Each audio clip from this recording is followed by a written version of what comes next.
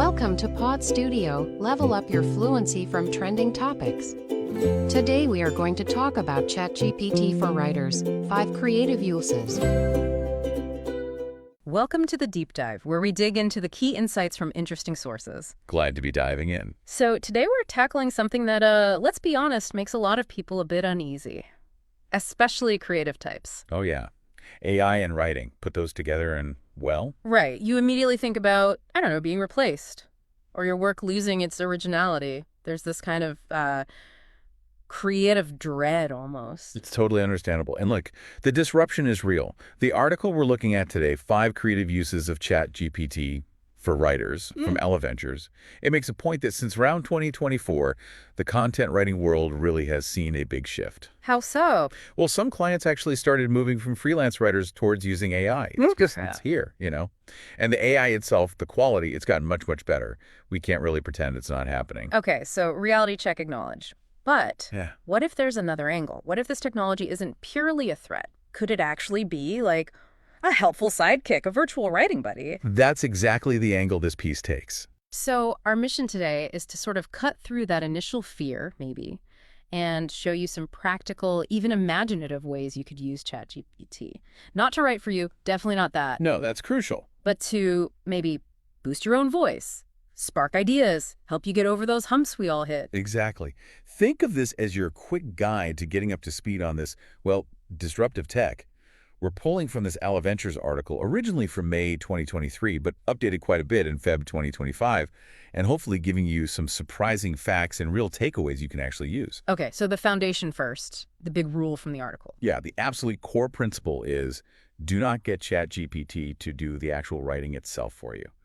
That's usually where the frustration comes in. Why is that? Because it likely won't sound like you. It won't have your quality, your nuance, without just tons of editing. You end up spending more time fixing it than if you'd just written it yourself. Right, okay, so not a replacement writer. Definitely not.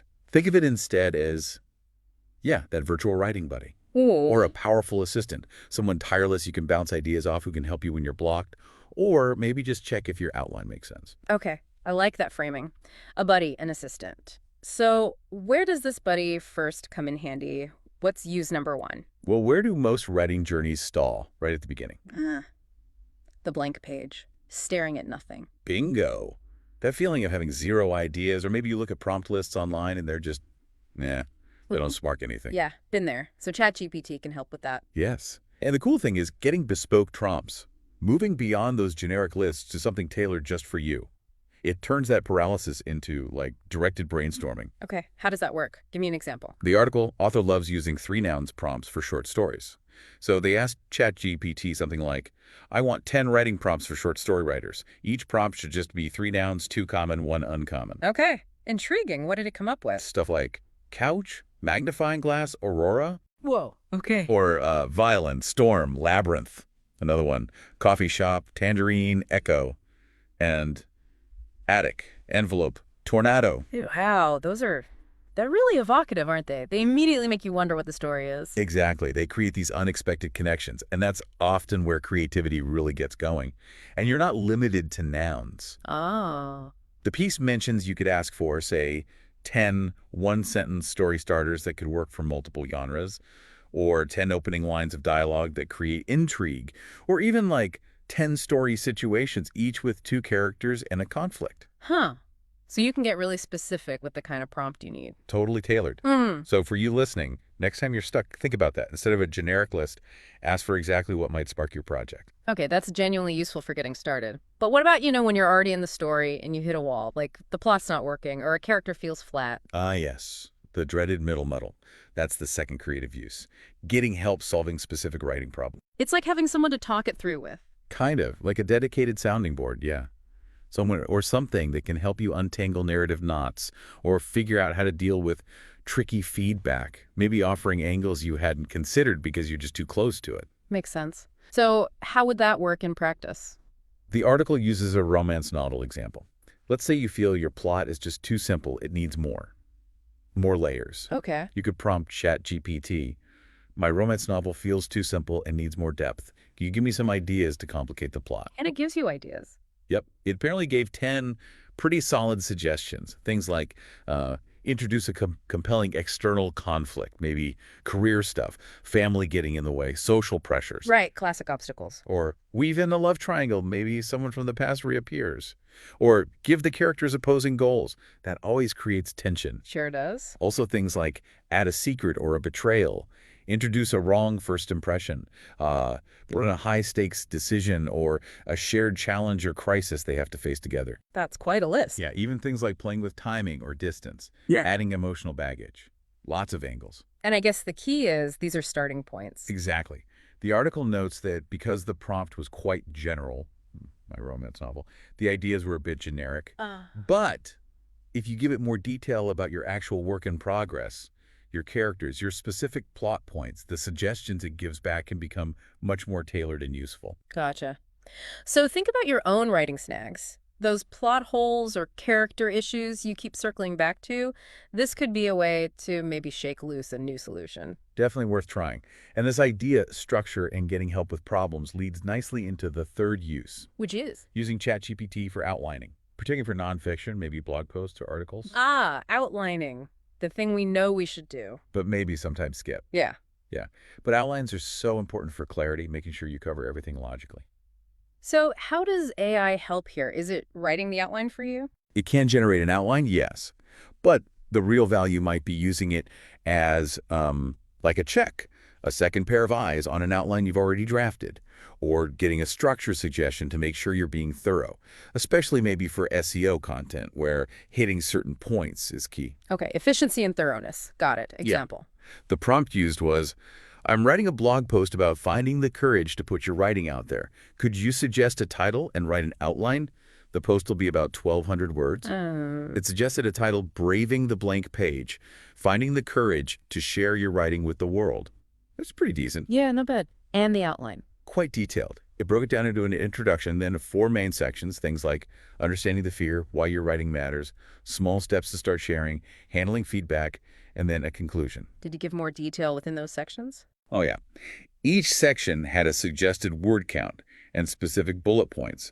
Like, under small steps, it suggested mentioning publishing anonymously as an option. And the conclusion included a call to action, challenge the reader to share something small in the next week. Huh.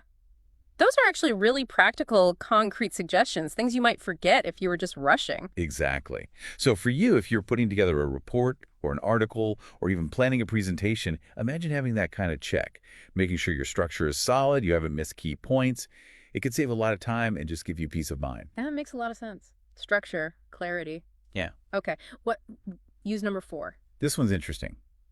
Using ChatGPT to create example text. Example text, like what for? Well, imagine you're writing a how-to article about, say, writing dialogue. You need an example of dialogue, right? Sure. But maybe you don't want to pull one from an existing book, and you don't want to spend half an hour crafting the perfect little scene just for that illustration. Okay. Yeah. So you asked ChatGPT to write a quick example for you. Precisely. It's about generating unique, specific content, purely for illustrative purposes. Super useful for anything educational or instructional. You get a custom example on demand without using existing work or derailing your own writing flow. Okay, that's clever. Did the article have an example of this? It did. The author needed a quick 200-word short story example, specifically one with lots of dialogue featuring a couple in their 50s, Sue and John, going on their first cruise. Very specific. Yeah, and the prompt was basically just that. Please write me a 200-word short story, beginning, middle, end, with lots of dialogue. Characters: Sue and John, 50s, first cruise. And what came out? A little story called All Aboard. Had lines like Sue saying, I can't believe we're actually doing this, gripping her ticket. John replies, and buffets. Don't forget the buffets. Later, Sue says, actually, I signed us up for salsa dancing at 6. And John just groans, Sue. Okay, that sounds pretty natural, like a real little scene. Yeah, it served the purpose perfectly. And here's something really interesting the article pointed out. What's that? The author noted that the AI's ability to write decent fiction and dialogue had improved massively between mid-2023, when they first tried this prompt, and early 2025 when they updated the article. Same prompt, much better result later on. Wow. So the tech itself is evolving fast. Incredibly fast. So think about how you could use that. Need a quick scenario for a presentation, sample marketing copy, just some unique dialogue to help you flesh out a character you're struggling with. It's a tool for that. Okay, cool. That brings us to the fifth and final use. Yes, and this one might be music to the ears of certain writers. Oh, which ones? The pantsers. You know, the writers who prefer writing by the seat of their pants, discovering the story as they go, rather than meticulously plotting everything out beforehand. Yes. The eternal plotter versus pantser debate. I know many writers who just start writing and see where it leads. Right, but sometimes that can lead to, well, bit of a mess. Lots of great ideas, but they're scattered, maybe contradictory, hard to see the overall shape of the story. So how does AI help the pantser without forcing them into being a plotter? It acts as an organizer after the messy creation phase. It helps bring structure to those spontaneous ideas without killing the initial spark. It's like a bridge from that free-flowing brainstorm to something more coherent, taking the chaos and making it manageable. Okay, I'm intrigued. How does that work? Imagine you've pantsed your way through several chapters, or maybe just have pages and pages of random notes, character ideas, plot snippets, bits of dialogue, themes. A familiar state for many writers, I suspect. Quite possibly. So the author tried this prompt. Please go through all these rough notes for a novel, take the best ideas, and format them into a coherent novel outline. Add material as needed, but please note what you've added that isn't in the original notes. Woo! You just feed it all your messy notes. Apparently, yes.